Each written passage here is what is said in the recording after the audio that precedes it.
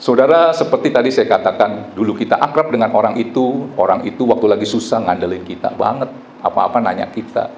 Begitu udah diberkati, lupa sama kita. Dulu kita yang support dia, dukung dia, sehingga dia berhasil. Kita yang masukin dia ke satu perusahaan, kita yang kenalin si A, si B, akhirnya dia berhasil. Akhirnya jadi apa? Tinggi hati. Ibaratnya kacang lupa kulit. Ada nggak saudara punya sahabat seperti itu? Nah, saya mau katakan kenapa kita jadi jauh dari Tuhan, kesombongan. Dulu kita ngandalin Tuhan, sekarang udah diberkati, udah nggak ngandalin Tuhan lagi. Saudara, dengar perkataan saya. Memberkati engkau melimpah itu mudah bagi Tuhan, seperti membalik telapak tangan. Tetapi membuat engkau tidak melekat kepada berkatnya, itu nggak mudah buat Tuhan. Saudara setuju nggak dengan pernyataan saya ini? Saudara sekarang setia bisa ada di ibadah tempat ini, karena berkatnya pas. Begitu saudara diberkati melimpah, belum tentu hari ini saudara ada di tempat ini. Percaya nggak? Waktu belum ada mobil, rajin ibadah. Begitu diberkati mobil, dia ada di puncak hari ini. Bisa nggak seperti itu?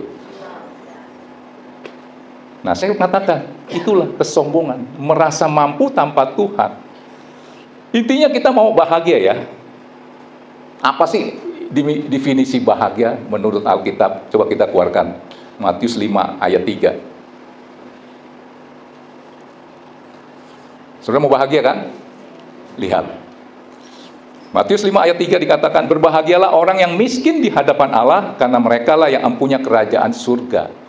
Tadi saya katakan, tinggi hati kita ditolak Tuhan. Kita harus punya sikap seperti ini. Berbahagialah orang yang miskin di hadapan Allah, karena merekalah yang empunya kerajaan Allah. Padahal saudara seorang dokter ahli bedah. Di hadapan Tuhan saudara berkata, aku tidak punya apa-apa. Padahal saudara seorang pengusaha kaya raya, di hadapan Tuhan harus berkata, aku miskin di hadapan Tuhan. Nggak ada Tuhan, saya mah nggak ada apa-apanya.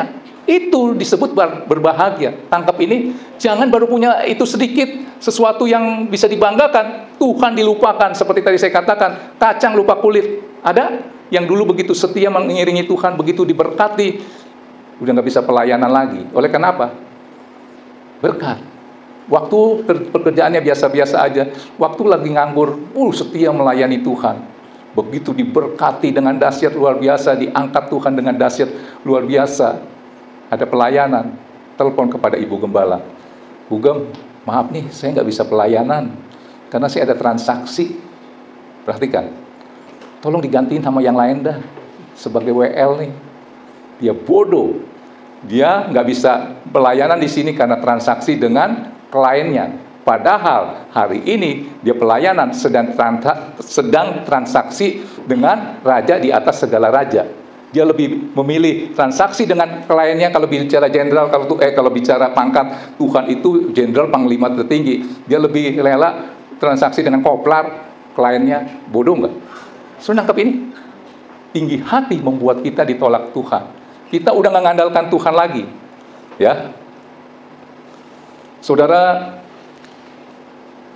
berbahagialah orang yang miskin di hadapan Allah, karena merekalah yang empunya kerajaan surga. Saudara mau bahagia kan?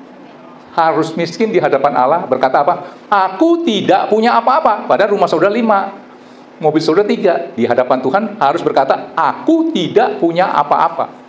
Kenapa Tuhan itu menentang orang yang congkak, mengasihani orang yang rendah hati?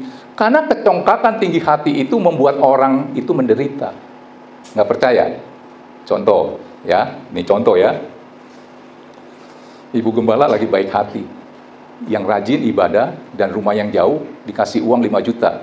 Misalnya contoh Pak, siapa? Fendi ya. Pak Fendi dikasih uang 5 juta karena setia mengiringi Tuhan.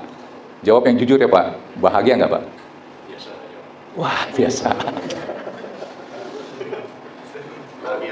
Bahagia.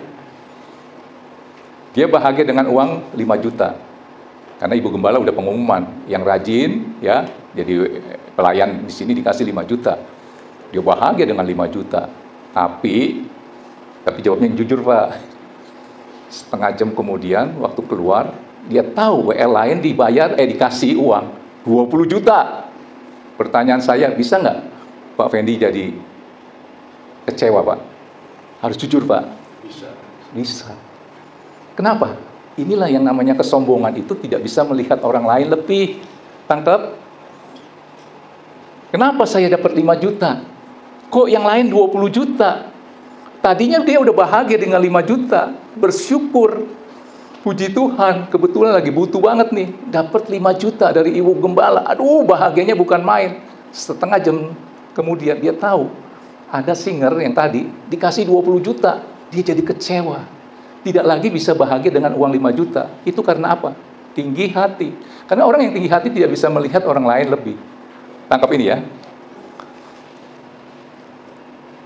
Nah, saudara, kita sadar bahwa persungutan itu adalah dosa yang besar membuat kita tidak bisa menerima janji Tuhan. Padahal kita udah berkata dalam hati, udah rajin ibadah, rajin pelayanan, rajin doa, baca firman.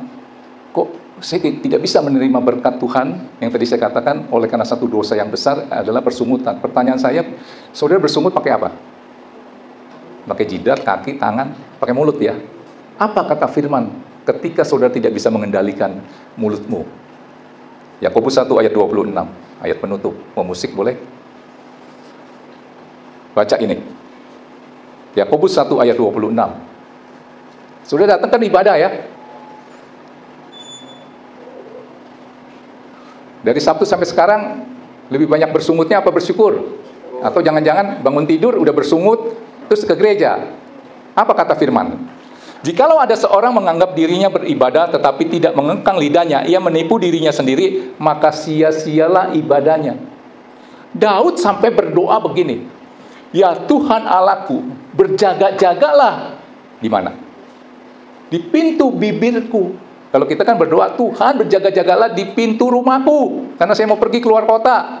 Daud berkata, berjaga-jagalah di pintu bibirku. Saudara bisa nangkep? Perkataanmu menentukan nasibmu. Bukan kata saya, tapi kata firman. Ya. Di C ya. C. Jadi saudara harus apa? Isilah hidupmu sehari-hari dengan bersyukur. Begitu bangun tidur, langsung ingat Tuhan. Ucapkan kata syukur. Kasih waktu 60 detik untuk bersyukur. Jangan ingat masalahmu. Dan berkata, Tuhan, Engkau Allah yang besar. Di G aja deh, G.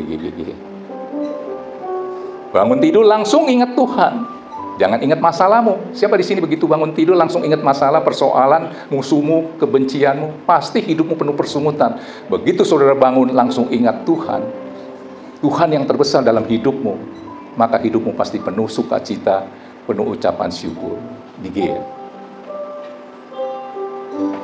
Yesus terlebih besar, Yesus terlebih besar. Ini yang saudara harus katakan. Di dalamku, saya undang saudara bangkit berdiri. Di dalamku, jangan bilang masalahku besar. Yesus terlebih. Dalam doamu, jangan bilang, Tuhan lihat masalahku besar. Tapi saudara harus berkata kepada masalah, hei masalah, aku punya Tuhan yang besar.